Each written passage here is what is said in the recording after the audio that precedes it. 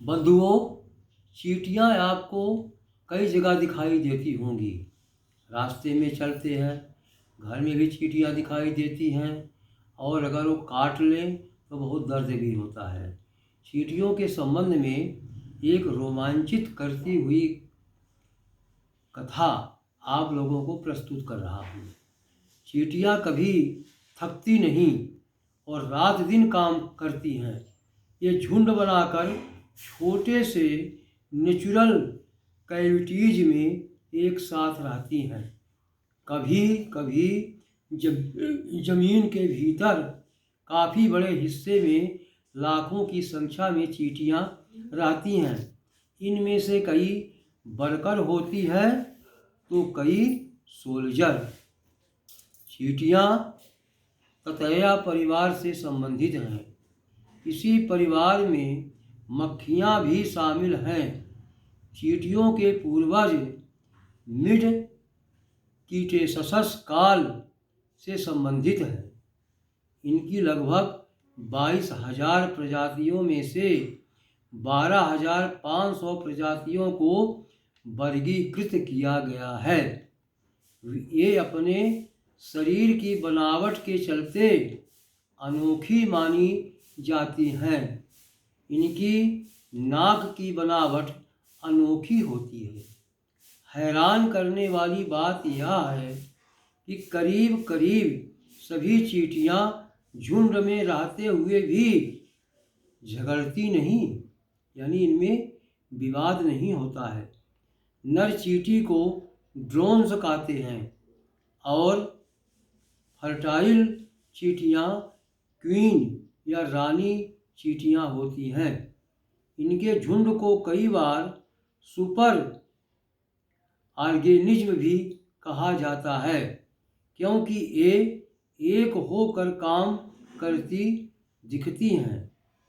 अपने झुंड के लिए दिन रात एक होकर मन में काम करती हैं।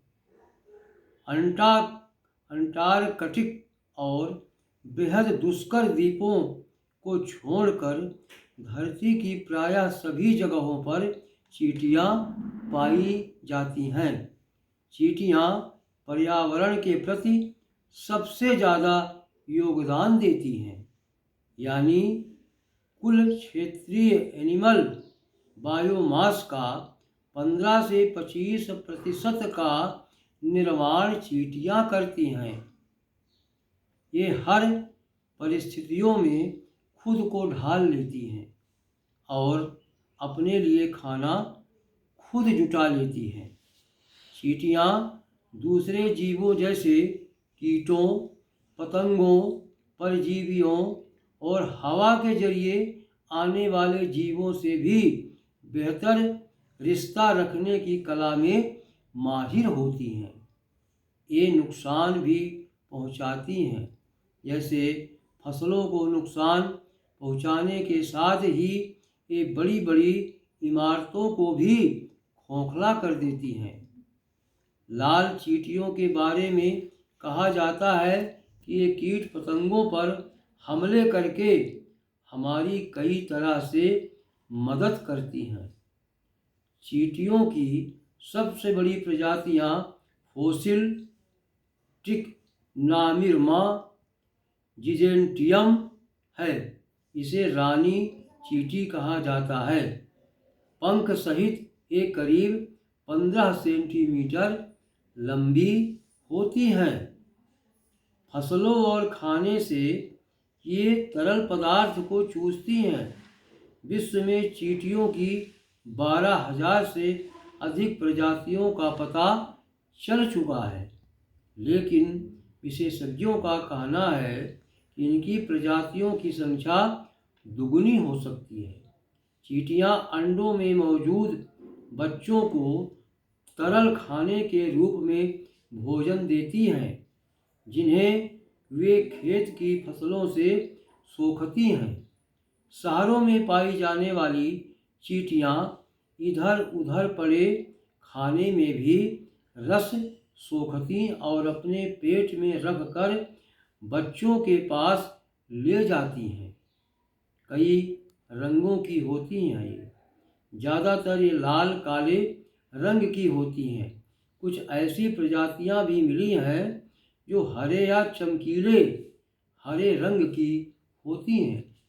बंधुओं, चींटियों के बारे में यह जानकारी आपको प्रदान कर रहा हूँ। और चींटियाँ विश्व भर में पाई जाती हैं। इनका अलग अलग क्षेत्रों में, पर्यावरण के क्षेत्र में भी इनका महत्व है। इसलिए चींटियाँ जिस किसी रास्ते में जाती हैं वहाँ झुंड में जाती हैं, और अगर थोड़ा भी शक्कर या गुड़ डाल दो तो चींटियाँ वहाँ पहुँच जाती हैं, अकस्मात पहुँच जाती हैं। चींटियों के बारे में यह जानकारी शायद आपको रोचक लगी हो तो देखिएगा। जय हिंद, जय भारत।